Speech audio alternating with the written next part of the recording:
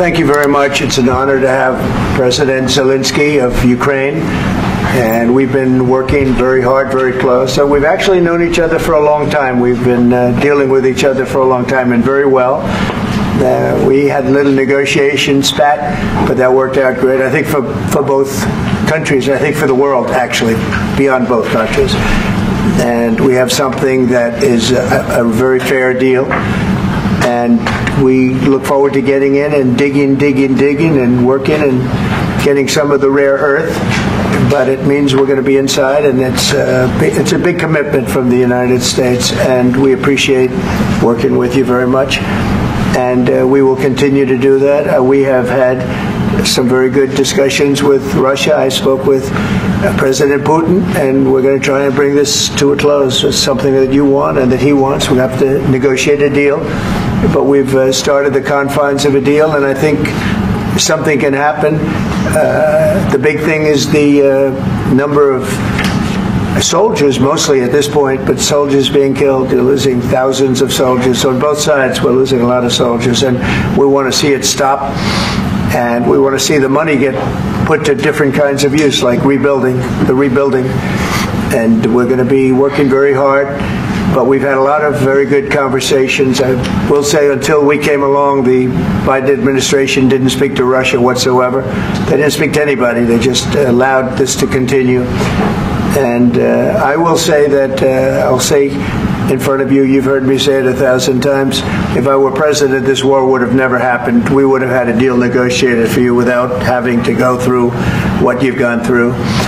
But your soldiers have been unbelievably brave. We've given them great equipment, but somebody has to use the equipment. They've been unbelievably brave, and we give them great credit.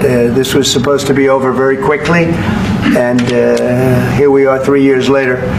So I give tremendous credit to your generals and your soldiers and yourself, in the sense that it's been very hard fighting, very tough fighting. They're great fighters. And you have to be very proud of them from that standpoint. But now we want to get it over with. It's enough, right? We want to get it over with. So it's an honor to have you here. Thank you very much for coming. We're going to sign the agreement at the conference in the East Room in a little while, right after lunch. And we'll be having lunch together. We're also discussing some other things. And we appreciate everybody being here. It's somewhat of an exciting moment, but the really exciting moment is when we get when they stop the shooting and we end up with a deal. And I think we're fairly close to getting that, and an honor to have you. And please, would you like to say something? No, thank you so much, Mr. President. Thank you for invitation. And really, I hope that this first document, will be first step to real security guarantees for Ukraine, our people, our children. I really count on it. And of course, we count that America will not stop support. Really, for us, it's very important to support and to continue it. I want to discuss it with details further during our conversation, and of course the infrastructure or security guarantees, because for today I understand what Europe is ready to do, and of course I want to discuss with you what United States will be ready to do. And I really count on your strong position to stop Putin, and you said that enough with the war. I think that is very important, then, to say these words to Putin at the very beginning of war, because he is a killer and terrorist. But I hope that together we can stop him. But for us, it's very important to, to save our country, our values, our freedom and democracy, and of course, no compromises with the killer about our territories. But it will be later. And of course, what I wanted, we spoke about it by phone with you about the drones production. We have very good drones production. I think the best one in the world for today because of the war. Yes, and of course we need very much the air defense. You have the best air defense in the world, and really you helped us under attacks of Russians. And I want to speak how we can exchange the licenses. We're open to share the licenses of all our drones with you, of course with the United States, and we need licenses for quick production of air defense. Even after the war, we need our nation to be calm, that we are secure. So that's why we need this air shield. And of course, about this, I want to speak about the contingents. I think that France and UK already spoke to you, and we know that Europe is ready, but without the United States, they will not be ready to be as strong as we need. And then the last point, last not least, about exchange, about our people and children. And you know that this crazy Russian, that they stolen 20,000 of children, Ukrainian children. They changed their names, they changed their, their families, relatives, and now they're in Russia. We want to bring them back, and really, it's a big dream, task, and goal for me, and our warriors. By the way, Mr. President, we exchanged, released more than 4,000 warriors from Russian prison, but there are thousands more in the prison. I wanted to share with you some images. How it's just can I now? Yeah, please. Some minute, 1 minute, 1 minute. Just you to understand in what circumstances, in what situation they are, and what the attitude of Russia to our prisons. That guys, just you before and after. And you see before and after, just you to understand. Now thousands of such guys, ladies and men, there, and that, so they don't eat, they beat them, and they, they do a lot of bad things. So out of, even during the war, there are rules. Everybody knows there are rules during the war. So these guys, they don't have any rules. You see that 50, 60 kilograms left, and a lot of such things. And I didn't want to show you what the changes with images of children, because I will just share with you. And I mean, it's looking tragic. Yep, that's tough stuff. I wanted very much to give you, and you see it. Yeah. This is pastor, by the way. They stolen pastors because it's not Russian church. They stolen pastors and moved pastors to the prison. At the end of last year, we brought 3 pastors, and we could exchange them. This is pastor, you see. Yeah, that's tough. Yeah, so I mean, this I wanted to show you, and this. So thank you very much. We want to get that ended, right? Yeah, of course we will. And I think we will. And we have to, of course. Do you have any questions, please? Mr. President. Thank you, Mr. President. With the how much money is the U.S. going to put into the fund that is being created today, and how does this provide long-term security for Ukraine? Well, we don't know exactly how much, because we're going to be putting some money in a fund that we're going to get from the raw earth that we're going to be taking and sharing in terms of revenue. So it's going to be a lot of money will be made from the sale and from the use of raw earth. And as you know, our country doesn't have much raw earth. We have a lot of oil and gas, but we don't have a lot of the raw earth. And what we do have is protected by the environmentalists, but that can be unprotected, but still it's not very much. They have among the best in the world in terms of raw earth. So we're going to be using that, using it for all of the things we do, including AI and including weapons and the military, and it's really going to very much satisfy our needs. So it's something that just worked out really well. We have a lot of oil, and we have a lot of gas, we have a lot, but we don't have raw earth. So this has just about every component of the raw earth that we need for computers, for all of the things we do. And this puts us in great shape. And a long-term security for Ukraine. I think they're going to have great luck. I think once we make the agreement, that's going to be 95% of it. They're not going to go back to fighting. I've spoken with President Putin, and I feel very strong. I've known him for a long time, and I feel very strongly that they're very serious about it. And we'll make a deal. And when the deal is made, I don't think we talk about security. Everyone's talking about the other day. All they talked about was security. I said, let me make the deal first. I have to make the deal first. I don't worry about security right now. We have to have a deal, because right now, last week, 2,000 soldiers died on both sides. 2,000. And they're losing 1,000, 2,000, 3,000 a week. So as we sit here and we talk, people are getting shot and dying on the battlefield. And, you know, they're not American soldiers, but they're Russian soldiers and they're Ukrainian soldiers, and we want to be able to stop it. And we want to be able also to spend money on other things. We don't want to, this is a tremendous amount of money, and what the Biden administration did was terrible. They were giving money, but they had no security on the money. Europe, as you know, gave much less money, but they had security. It was in the form of a loan. They get their money back, and we didn't. And now, at least we're protected because the American taxpayer has to be protected too. But this is an incredible agreement for Ukraine, because we have a big investment in their country now, and what they have, very few people have. And we're able to really go forward with very, very high-tech things and many other things, including weaponry that we're going to use in many locations, but that we need for our country. This allows us to do that. Will you continue sending military aid? Yes, go ahead, please. If I can just, yes. In the document, there is one of the very important points. If we speak about business and investment, we never had LNG terminals in Ukraine. This document will open. I mean, the next documents, but anyway, here we see in the framework, we see really goodwill for this. LNG terminals for us is very important, and I think for security of European continent. We have the biggest storage, gas storage. We have the biggest in Europe. Yes, yes, and we can use it.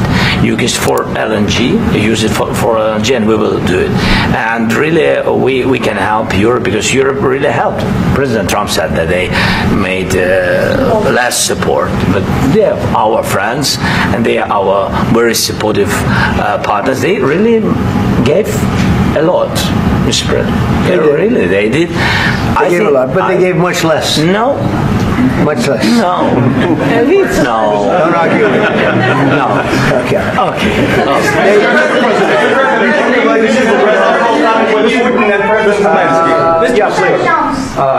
Mr. President Trump, you have repeatedly called the deal with Ukraine as a historical one.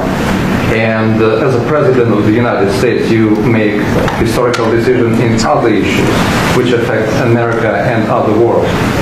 So what place in the world history do you want to take? And do you associate yourself with any famous historical figures? Yeah, I'd say George Washington, Abraham Lincoln.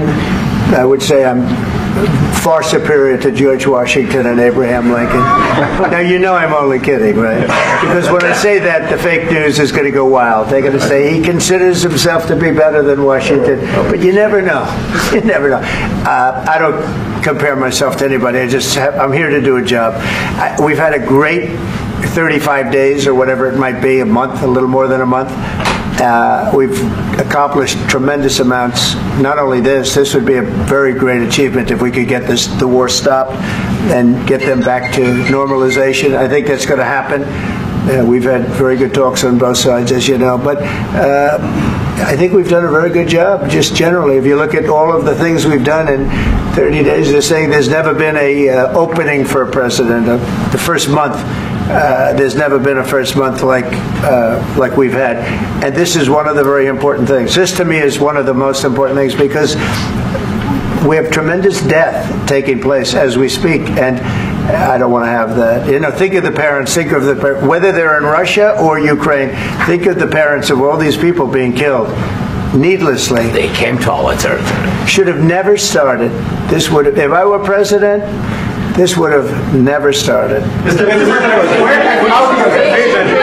President, will you continue sending military aid to Ukraine after the U.S. signs this agreement with Ukraine? Yeah, we're going to be continuing. President Zelensky, do you feel like the U.S. is on your side? That the President Trump is on your side at this moment?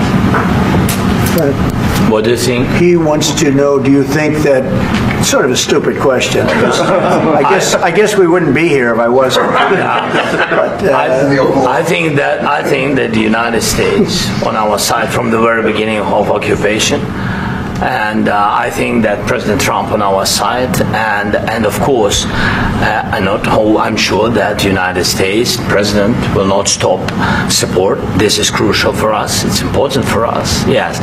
And Putin, the President speaks about the people and the soldiers which are dying, but they came to our territory. They came to our land. They began this war, and they have to stop.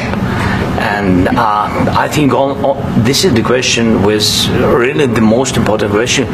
Can President Trump, I hope yes, with some other allies, to stop Putin, withdraw these enemies, our enemy, withdraw these troops from our land? And I think that you asked about the history, I think that if President or when he will stop Putin, if President Trump will bring peace to our country, I think he will be on this wall. We've had very, very good talks. Military aid to Ukraine.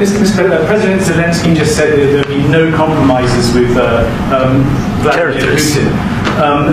I just wanted to ask both of you. Firstly, are there compromises that you think that President Zelensky is going to have to make? And President Zelensky, is there anything that you might be thinking that you may be able to offer or bring to the table, for example, elections? Thank you. I think you're going to have to always make compromises. You can't do any deals without compromises. So certainly he's going to have to make some compromises, but hopefully they won't be as big as some people think you're going to have to make. That's all. It's all we can do. I'm here as an arbitrator, as a mediator to a certain extent between two parties that have been very hostile. To put it mildly, they've been very hostile. There's been a vicious war. There's been a vicious war. You know, it's a very level battlefield, and those bullets go out, and as I've said many times, we were talking about it with Pete, many times the only thing stopping those bullets is a human body. And in the case we're talking about, generally young human bodies are stopping a lot of bullets. It's dead level. That's why it's great farmland. It's great land. It's great farmland, but there's very little protection against the bullets that are being, and other things that are being shot. So all I can do is see if I can get everybody at the table and get an agreement. And I think we're going to end up with an agreement. Otherwise, I wouldn't probably be even here today.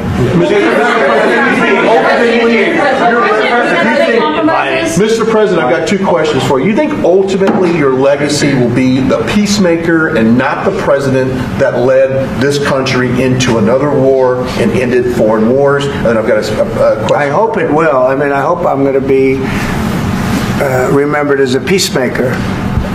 This would be a great thing if we could do this. I'm doing this to save lives more than anything else. Second is to save a lot of money, but I consider that to be far less important.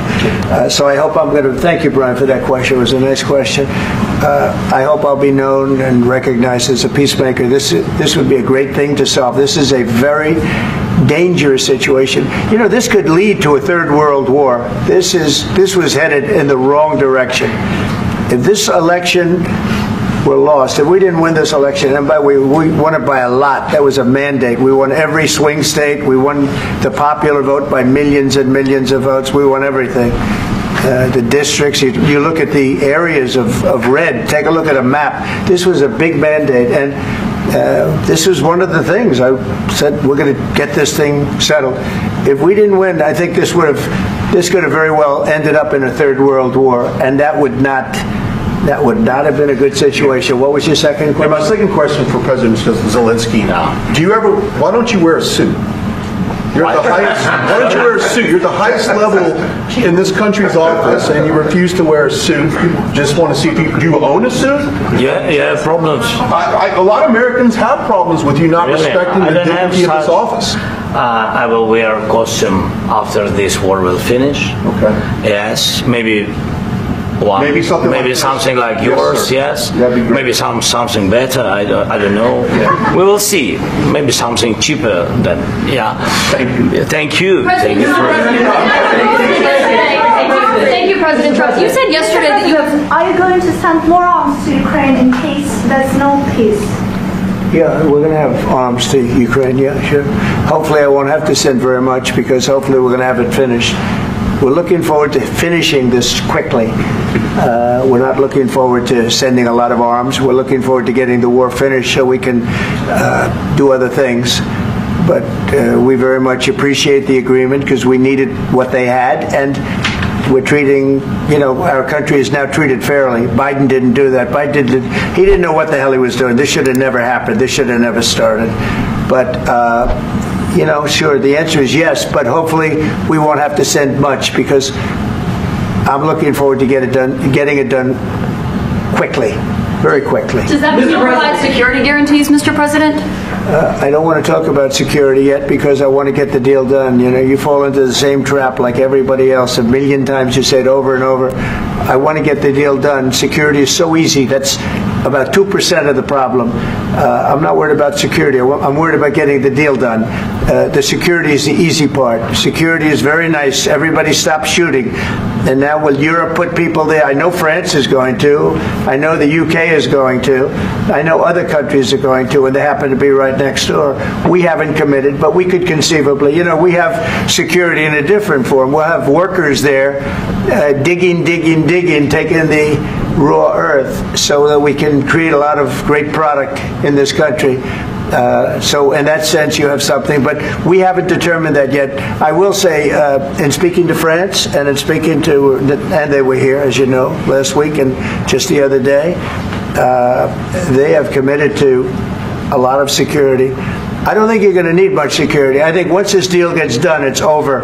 Russia's not going to want to go back, and nobody's going to want to go back. When this deal ends, I really believe this deal is going to be over. Question? Please go ahead. Go ahead. Mr. President, thank you. You hosted Macron and Keir Starmer at the White House this past week, both of whom praised your courage and conviction to lead the pathway towards peace. Yes. Part of that involved, though, re-engaging Russia in diplomatic relations, something that previous leaders lacked the conviction to do so. What gave you the moral courage and conviction to step forward and lead that? Well, I love this guy. Who are you with? One American News, sir. Well, that's why I like him. One American News does a great job. I like the question. I think it's a very good question. It's a pathway to peace. It's a pathway to getting something solved. And I feel that as the head of this country, I have an obligation to do that. Plus, we're very much involved. We got involved. It's too bad we got involved, because there should have been no involvement, because there should have been no war. And there shouldn't have been October 7th. That would have never happened. As you know, Iran was broke. They had no money to give to Hezbollah. They had no money to give to Hamas. They were stone cold broke. And then under Biden, they became rich as hell. They went from no money to $300 billion in a period of 4 years. And they gave a lot of that money away, and you see what happened. And that's a real mess also that we hope to be able to solve. But no, I appreciate your question very much. It's just, I feel I have an obligation to try and do something to stop the death. If I can answer, yes, if I can answer, Please, sorry, please. And I do like your clothing, by the way. Yeah, really? Even though I think he's a great guy, by the way. But I don't know if you two like each other. But you know what? I think he's dressed. I like this guy. I think he's dressed beautiful. So I have more serious things than answer on such questions. Sure, I will answer on more serious questions if I can. Yes. Yeah. So please, about security guarantees. And about just ceasefire. We can't just speak about ceasefire and speak. It will not work. Just ceasefire will never work, because I'm like a president. I have this experience, and not only me. Ukraine before my presidency, from the 2014, Putin broken 25 times. 25 times he broken his own signature. 25 times he broke ceasefire. But he never broke to me. He never broke to me. No, you were the president. You were the president during. He never broke to me. In 2016, you've been the president, Mr. President. You've been the president, but he had, of course, not with you, but he had during those periods. He had conversations with our side, and we had Normandy format. The France, Germany, Ukraine, and Russia, and he broken 25 times. That's why we will never accept just ceasefire. It will not work without security guarantees. Security guarantees, maybe President is right about this document and other, but this document is not enough. Strong army is enough, because his soldiers afraid, Putin's soldiers afraid of our soldiers when we're strong enough. If we are not strong enough, if we are empty, if our storage is empty, we can't defend our land. Today, He knows that we have all the world knows that we have meeting. Yes, why he's using ballistic? Putin today using ballistic on our hospitals, schools, and etc. Ballistic. So he knows that we are here and that President Trump is really have goodwill to stop this war. And you hear now the president. So why he's using? So he doesn't want to stop. He doesn't want. But I hope that we will do it. Really, we'll do it. Security. When we speak about security guarantees, when the Europeans are ready for contingents, they need USA backstop. If there will not be United States, we will not never have any contingents, strong contingents from the Europeans, because they don't want to divide alliance connection between the United States as the main and strongest ally and Europeans. This is crucial. This is important. That's what we want to speak about very much. This is very important. And air defense. So air defense, really, we have big deficit with all these systems, and we need to provide this. We need it very much. Otherwise, Putin will never stop, and will go further and further. He doesn't want. He hates us. You know, it's not about me. He hates Ukrainians. He thinks that we are not a nation. He thinks, and he shared these thoughts. I think maybe with your team also. I don't know, but with all the Europeans, in media, officially and not, he always said that there is no such country, such nation, such language, and such life like Ukrainian. No, he really doesn't respect all the Ukrainians, and he wants to destroy us. And you are right, Mr. President. That's 2%. This document, maybe other documents, it's a very good start, very good, but it will not enough to stop this person. Should Russia pay to rebuild Ukraine? Mr. President, under these circumstances, should Russia pay to rebuild Ukraine? They have to pay this question. This is the rule. This is the rule of the war. This is the rule of the war. During all the centuries, all the history, this is the rule of the war. Who began, those pay. This is the rule. Putin began this war. He has to pay all money for innovation. He has to pay. Of course, some Russian assets, what we have in Europe, about 300 billion, we can use them. We can use for innovation and buy military support from the United States also. We can do it, but it's not enough.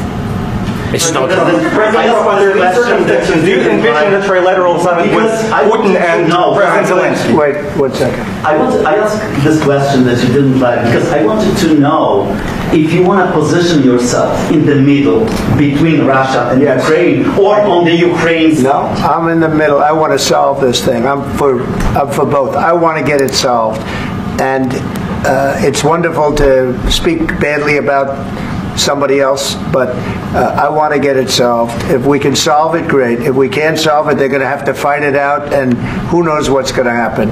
But I want to see it get solved. May I follow up? One more question about U.S. troops in Europe.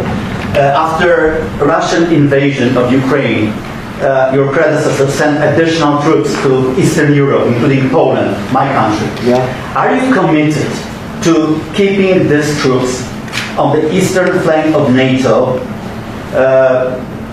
in the future? I'm very committed to Poland. I think Poland has really stepped up and done a great job for NATO. As you know, they paid more than they had to. They are one of the finest groups of people I've ever known. I'm very committed to Poland. What about Baltics? Poland's in a tough neighborhood, you know. What about the Baltics? The Baltics, they got a lot of. It's a tough neighborhood too, but we're committed. We're going to be very committed, and we're committed to NATO. But NATO has to step up, and the Europeans have to step up more than they have. And I want to see them equalize, because they are in for far less than we're in, and they should be at least equal. You understand that? Why is the United States, we have an ocean in between, why is the United States in for so much more money and other things as Europe? With that being said, and as you said, they've also been obviously very helpful, but we have put in far more than they have, and I think they should equalize. Mr. President, please go ahead. Ask you about the agreement again today. What changed between the first time that Secretary Bessent gave President Zelensky the agreement and today for the signing? We made a deal. So what was the deciding factor? I'm a business person. We made a deal. That's what changed. I didn't think we were going to make a deal, and we ended up making the deal, so that changed. Mr. President, what and how do you envision a trilateral summit with President Zelensky and... I don't know, but well, they don't like each other, I can tell you that. Okay? They do not like each other. This is not a love match, and it's unfortunate. That's why you're in this situation. The United States should not have allowed this to happen. Okay? The United States, run by a man that didn't know much, I'm going to be very nice, run by an incompetent person, very incompetent person, should never have allowed this to happen. I've stopped wars. I've stopped many wars. My people will tell you, I stopped wars that nobody ever heard about. I stopped wars before they ever started. You can look at some of, I could give you a lot of nations that would tell you right now they were probably going to war. I could tell you right now there's a nation thinking about going to war on something that nobody in this room has ever even heard about. Two smaller nations, but big, still big. And I think I've stopped it. But this should have never happened. Mr. President? Sorry, just a second. About any negotiations. First of all, I want really to tell you, and I think that everybody understands that Ukraine, more than Ukrainians, nobody wants to stop this war. But at the future, any negotiations, it's understandable that two sides of the war, not Russia and the United States, because this is not the war between Russia and the United States. This is war of Russia against Ukraine and Ukrainian people. So these two sides will be at anyway will be at the negotiation table. Then of course United States, like the strongest partner of the Ukraine, and of course Europe. I think Europe is very important. I want to speak about it with the President. Yes, Europe is very important for us because we really defend Europe for today. All Europeans really recognize that we are defending the line and they have real life and our people are dying. That's why they helped us. And also it's about the NATO. Yes, between, like the President said, you have big, nice ocean.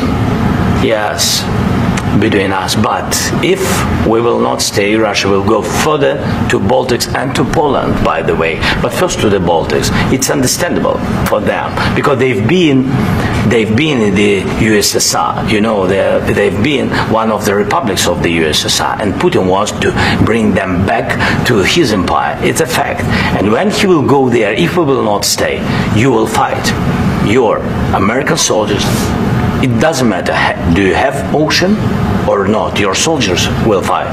Mr. President, would you be willing to visit Ukraine, maybe Kyiv or Odessa, which is going to be a 30-year-old Black Sea? It was my question. I'm sorry. I don't want to talk about Odessa now. Let's not talk about Odessa. I want to talk about making a deal, getting peace. We don't have to talk about Odessa, but a lot of cities have been destroyed. There are a lot of cities that are not recognizable. There's not a building standing. No. And a lot of things Mr. President, you have to come and to look. No. We have very good cities. Yes, a lot of things have been destroyed, but mostly cities alive, and people work, and children go to school. Sometimes it's very difficult. Sometimes closer to front line, children have to go to underground schools or online, but we live. Ukraine is fighting and Ukraine lives. This is very important. And maybe it's Putin is sharing this information that he destroyed us. No, he lost 700,000 people, 700,000 soldiers. He lost everything. Yes. So. Mr. President, one more. Please, go ahead. When did you last speak with President Putin, and what did he say? A couple of days ago. And what did he tell you that gave you the assurance that he wanted peace? Well, that's what I do. My whole life is deals. I know pretty good. And I've known him for a long time. I've dealt with him for a long time. He had to suffer through the Russia hoax. You know, Russia was a hoax. It was all Biden. It was nothing to do with him. So he had to suffer through that, and he was able to do that. I think that he wants to make a deal, and he'd like to see it end. That's all I do. That's what I do. My whole life, that's what I do, is make deals. And I'm in the middle of a mess, because this is a real mess. It's a very dangerous one. If this doesn't get solved now, it's not going to get solved for a long time. So I hope we're going to get it solved. In the back, please. Thank you, Mr. President. Prime Minister Starmer claimed repeatedly that his government believes in free speech and was not engaged in censorship. But his country's government arrests people for memes and thought crimes, and even more worrisome is pressuring American companies to censor Americans on its behalf. How can he be a reliable, trustworthy partner when he says things that are demonstrably false on such an important topic? Well, we actually spoke to him about that yesterday, and we thought they took it very, very much too far. JD was very strong on it. So was I. So was Marco, and we've been speaking to him about it. Marco, would you like to say something about that? Yeah, we have concerns, obviously, with the conduct of theirs, particularly as it impacts Americans. And there's real concern that American speech, which is online, could fall into the hands of British or any country's jurisdiction. And so this is a point the Vice President made at Munich, and I think it's a very compelling one, that what unites us with Europe, as much as anything else, is these shared values, and one of them being free speech. And so if Americans are threatened by it, we're going to need to take action in that regard. It's actually a very important question. We spoke about this in detail with the Prime Minister, the Foreign Secretary, and others at lunch yesterday, and I know that Secretary of Commerce Lutnick followed up in private meetings last night. This is really important. We believe Americans have the right to speak their mind, even if we in this room disagree with them. They have the right to speak their mind in the public square, which is often online these days, and we're going to defend that right as it pertains to American companies and American citizens vigorously if we have to. I do think that under the President's leadership, we're going to find common ground with our friends in the UK on this question, but it remains to be seen. The principle that will guide us is we believe in free speech in this country, and we'll fight for it for American citizens. Mr. President, on the deal, is there any other oil and gas component to the deal? Is it all critical? A little bit. We'll see. On LNG? But we're not really looking for that so much. We got a lot. We have more than anybody in the world, by far. So no, we're not talking about it too much, but a little bit. I think it affects also, but for the most part, no. And sir, is there any agreement from Ukraine to purchase U.S. LNG as part of the deal, or is that on the table at all? No, we don't need that. I just wanted to ask you about, you just mentioned that you'd spoken to Vladimir Putin a couple of days ago. Just to be clear, that's a new call, not the one that you... I've spoken to him on numerous occasions. Okay. How was the latest call? What did you discuss? How did it go? Are you serious with that question? I am. I'd love to know. It went well. I think we're going to have a deal. On the minerals deal, Mr. President, some of those minerals are in the east of Ukraine, not far from the front lines and in areas that Russia has occupied. Will you direct President Putin to withdraw his forces from those areas if there's U.S. interest? Well, we'll take a look at the time. We have a lot of area. It's a very big area we're talking about, so we'll take a look. I'll study that and I'll see. And who would protect those minerals if they are U.S. interests? Would that be Ukrainian forces? They'll be protected. The agreement will protect them. US the agreement, yeah, we're signing an agreement. Right, but what if Russia tries to invade or there's Russian aggression in those spots? I just told you I don't think that's going to happen. And if that were going to happen, I wouldn't make a deal. If I thought that was going to happen, I wouldn't make a deal.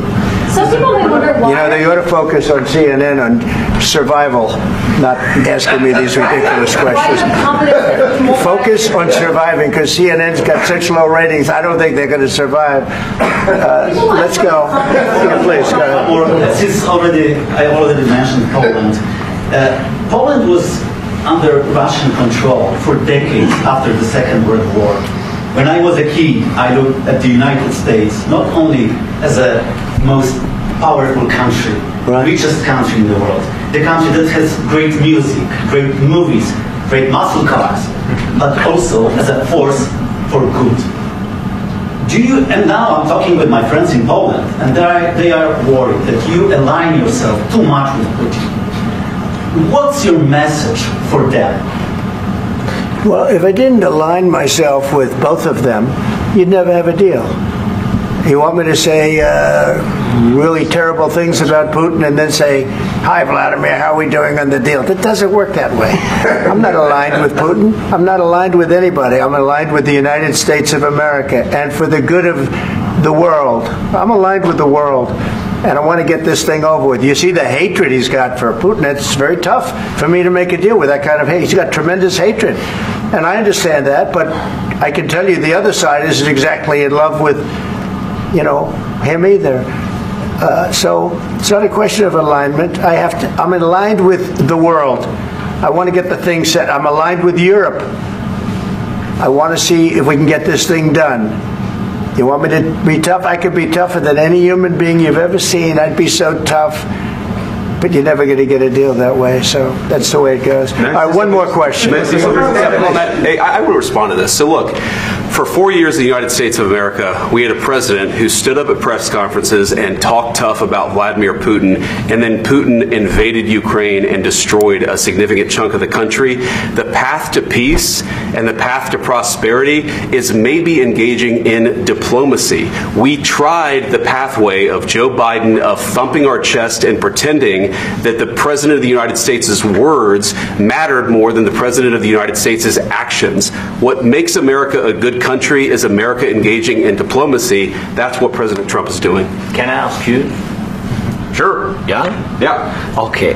So he occupied our parts, big parts of Ukraine, part of East and Crimea. So he occupied it on 2014. So during a lot of years, so I'm not speaking about just Biden, but those time was Obama, then President Obama, then President Trump, then President Biden, now the President Trump, and God bless, now President Trump will stop him.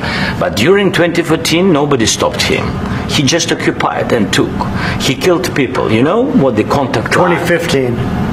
2014 2014. and 2014. 2014. Yeah. So I was not here. Yeah, but that's exactly right. Yes, but during 2014 till 2022, the situation the same. The people have been dying on the contact line. Nobody stopped him. You know that we had conversations with him, a lot of conversations, my bilateral conversation, and we signed with him, me, like a new president. In 2019, I signed with him the deal. I signed with him, Macron and Merkel, we signed ceasefire. Ceasefire. All of them told me that he will never go. We signed him with gas contract. Gas contract. Yes, but after that, he broken this ceasefire. He killed our people and he didn't exchange prisoners. We signed the exchange of prisoners, but he didn't do it. What kind of diplomacy, JD, you are speaking about? What do you mean? I'm talking about the kind of diplomacy that's going to end the destruction of your country. Yes, but if you Mr. President, with respect, I think it's disrespectful for you to come into the Oval Office and try to litigate this in front of the American media. Right now, you guys are going around and forcing conscripts to the front lines because you have manpower problems. You should be thanking the President for trying to bring an end to this conflict. Have you ever been to Ukraine that you say what problems we have? I have been to. Count one. I've actually watched and seen the stories, and I know what happens is you bring them on a propaganda tour, Mr. President. Do you disagree that you've had problems bringing people into your military? And do you think that it's respectful to come to the Oval Office of the United States of America and attack the administration that is trying to prevent the destruction of your country? A lot of questions. Let's start from the beginning. Sure. First of all, during the war, everybody has problems. Even you, but you have nice ocean and don't feel now, but you will feel it in the future. God bless. You don't know that. God bless. God bless. You will not have a war. Don't tell us what we're going to feel. We're trying to solve a problem. Don't tell us what we're going to feel. I'm not telling you. Because you're in no position to dictate that. That's exactly what you're doing. You're in no position to dictate what we're going to feel. We're going to feel very good. You will feel influenced. We're going to feel very good and very strong. You will feel influenced. You're right now not in a very good position.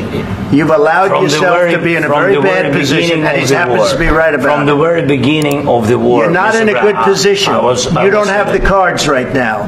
With us, you start having I'm not cards. Playing cards. Right now, you don't. You're playing cards. Mr. President. You're playing cards. Serious. You're gambling with the lives of millions of people. You're gambling with World War III. What do you think You're gambling with World War III.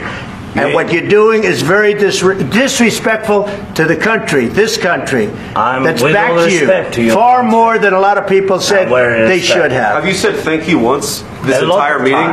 No, in this entire meeting, have you said thank you? You went to Pennsylvania and campaigned for the opposition in October. Offer some words of appreciation for the United States of America and the president who's trying to save your country. Please, you think that if you will speak very loudly about the war, you He's can... not speaking loudly. He's not speaking loudly. Your country is in big trouble. Can I Wait a answer? minute. No. Can You've I done a lot answer? of talking. Your country is in big trouble. I know. You're not winning. I know. You're not winning this. You have a damn good chance of coming out okay because of us. Mr. President, we are staying in our country, staying strong from the very beginning of the war. We've been alone, and we are thankful. I said thanks you haven't in been this alone. cabinet, You and haven't not been only alone. in this cabinet. We gave you, through I this said thank stupid you. president, $350 billion.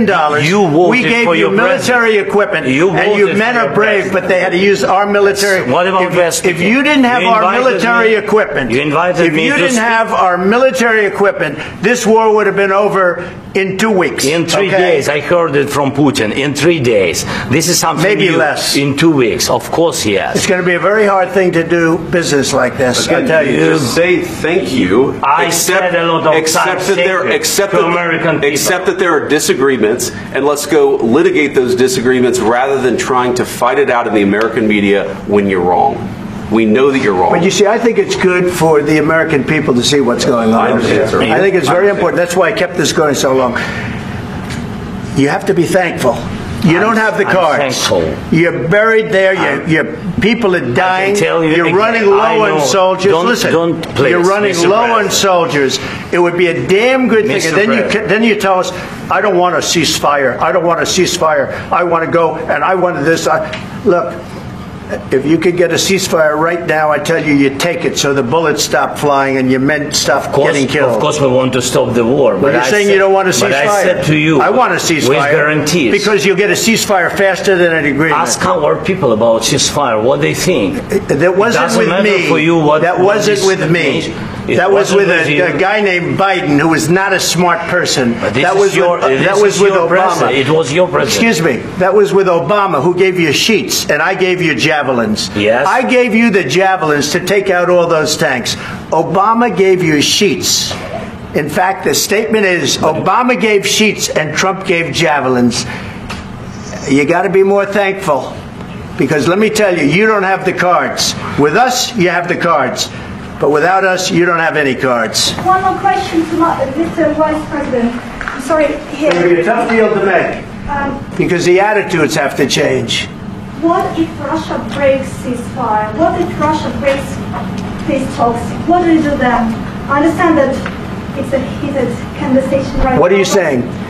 She's asking, what if Russia breaks the ceasefire? What if anything? What if a bomb drops on your head right now? Okay? What if they broke it? I don't know. They broke it with Biden because Biden, they didn't respect him. They didn't respect Obama. They respect me. Let me tell you, Putin went through a hell of a lot with me. He went through a phony witch hunt where they used him and Russia. Russia. You ever hear of that deal? That was a phony Hunter Biden, Joe Biden scam. Hillary Clinton, Shifty Adam Schiff. It was a Democrat scam. And he had to go through that. And he did go through it. We didn't end up in a war. And he went through it. He was accused of all that stuff. He had nothing to do with it. It came out of Hunter Biden's bathroom. It came out of Hunter Biden's bedroom. It was disgusting. And then they said, the laptop from hell was made by Russia. The 51 agents. The whole thing was a scam. And he had to put up with that. He was being accused of all that stuff. All I can say is this. He might have broken deals with Obama and Bush, and he might have broken them with Biden. He did, maybe. Maybe he didn't. I don't know what happened. But he didn't break them with me. He wants to make a deal. I don't know if you can make a deal. The problem is, I've empowered you to be a tough guy. And I don't think you'd be a tough guy without the United States. And your people are very brave. But you're either going to make a deal or we're out. And if we're out, you'll fight it out. I don't think it's going to be pretty, but you'll fight it out. But you don't have the cards. But once we sign that deal, you're in a much better position. But you're not acting at all thankful. And that's not a nice thing. I'll be honest, that's not a nice thing. All right, I think we've seen enough. What do you think? Huh? This is going to be great television, I will say that. All right. We'll see what we can do about putting it together. Thanks. Guys, come on, let's go. given that. We'll see. I don't know. All right, guys, come on. Wait.